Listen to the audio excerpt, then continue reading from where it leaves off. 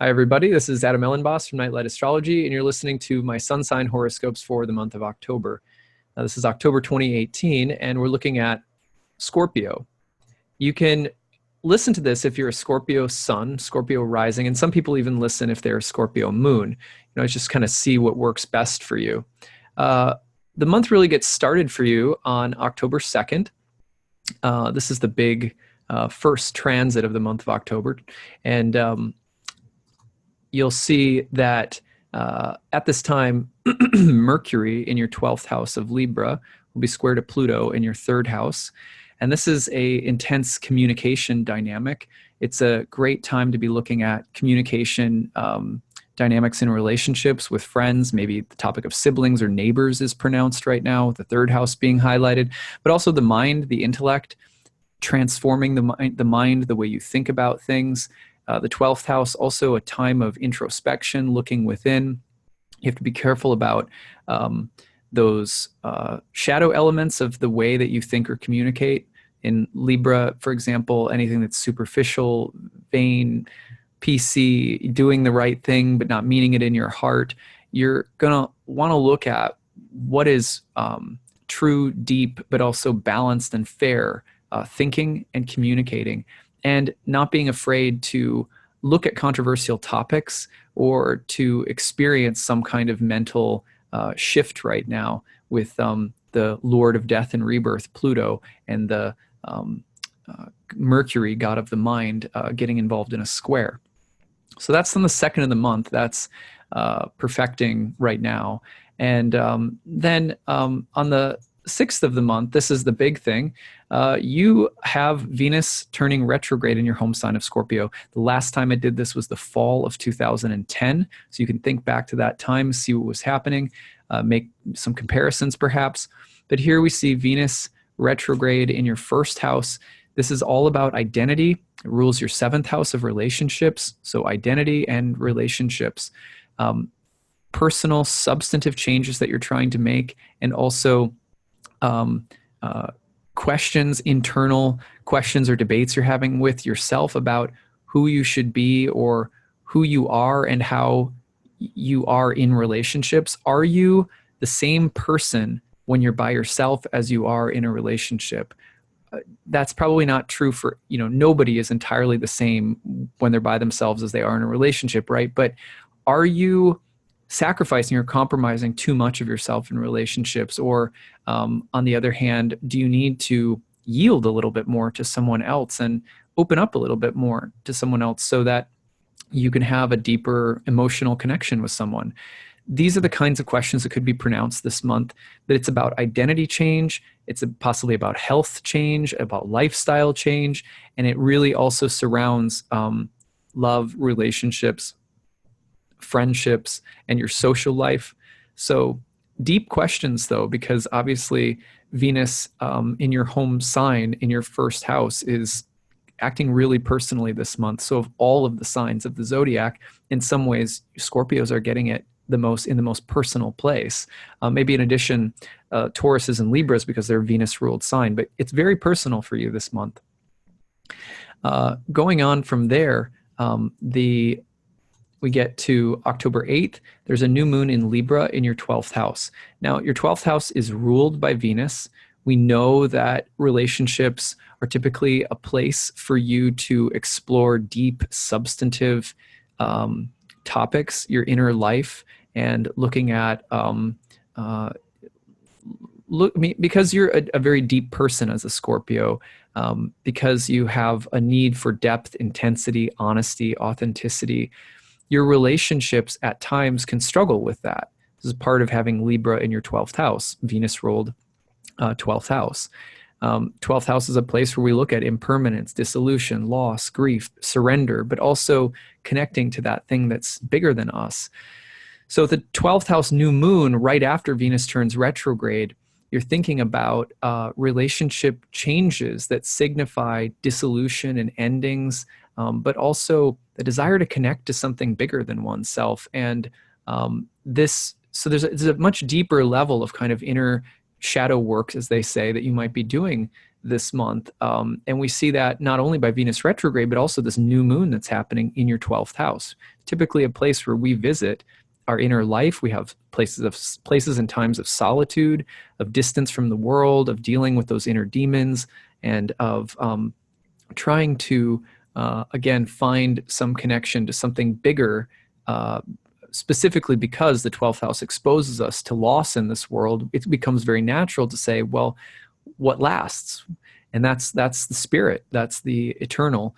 And so we can also, there's an opportunity for, it's a personal change, it's a relational change, but it's much deeper and more substantive than that once you see that 12th house moon, new moon coming in on October 8th. Now from here, we're going right, the month gets pretty intense pretty quickly. On October 10th, then we see two transits happening simultaneously. One is Mercury opposite Uranus across the 1st and 7th house. Again, this is the relationship axis. So you're talking about a mental and communicative energy. You're embodying it, and yet opposite Uranus in the 7th, you're needing to speak or say things in your relationships. You're needing to make sudden changes or demands, or the need for greater independence or freedom could be quite pronounced. So some need to break free from the status quo, to speak your mind. There could be a lot of mental insights and mental or intellectual breakthroughs, communication breakthroughs. But you do have to be careful, because this transit of Mercury opposite Uranus can be a little defiant and rebellious, can burn bridges or come to conclusions too quickly, or be a little impulsive or reckless in the way that it thinks and speaks and processes information. But it's very intense. It's involving relationships again, and the self-other balance. And then at the same time, on October 10th, Venus retrograde in your 1st house in Scorpio, squaring Mars in your 4th house in Aquarius. So here's the tension, the sort of sexual creative tension between Venus and Mars, the masculine, kind of quintessential masculine and feminine, goddess of peace, god of war. They're coming into a square, which is a little bit more challenging, between your 1st house, identity, health, individual purpose, individual needs, and the 4th house, home, property, living environment, parents, your ancestral past. So this is an interesting time where relationships are, there's potentially some creative or sexual tension, could be very productive, also could be a little hostile. And it's centered around issues of identity, and then relating back to something around family, home, the roots of your life, your living environment, things like that. And that becomes, again, really intense on October 10th. You go forward from there, and I mean, check this out. Then you've got the sun in Libra square Pluto in Capricorn. So back to that same dynamic from October 2nd, where Mercury in your 12th was square to Pluto in the 3rd. The 3rd house is a house of the mind. The 12th house, again, we already talked about, is a house of surrender, dissolution, loss, but also sort of transcendence. The sun in that 12th squaring Pluto is a moment of personal awakening and revelation and insight, but it may be a little bittersweet, or it may involve needing to let go of something. It could be a very illuminating time, but also a humbling time, and especially, again, featuring things like the mind, communication, technology, the intellect, and this sort of idea of a spiritual realization or epiphany that's there for you this month. Now, this is, again, coinciding with those Venus retrograde changes in your 1st house. So it's a very personal time, but a potentially very awakening time. Now you go forward from October 11th to October 19th, and on that day, we're going to see Mercury in Scorpio in your 1st house, square Mars in the 4th. So the same dynamic between self and you're speaking your mind in a bold, empowered kind of way with the square to Mars, but Mars in the 4th house, home, property, living environment, family issues. So this is a very interesting moment, because it's one of those moments where you could have a more agitated mental or emotional state, and communication could be more intense. You could be getting to the bottom of things, analyzing problems and solving them, learning new skills, developing them, having breakthrough kinds of incisive insights about your family background and your personal emotional health or your psychology, confronting things on the home front, reorganizing something in the home environment. And it could be very productive, but on the other hand, potentially combustive or combative mental energy. So you want to be careful of that. Then, last but not least, on October 24th, this is the grand finale of the month, you're going to have a full moon. You'll see the moon in late Aries here, but it's going to pop into Taurus in the 7th, and it'll be opposed to the Sun and Venus in your first. So there again, that relationship access is highlighted.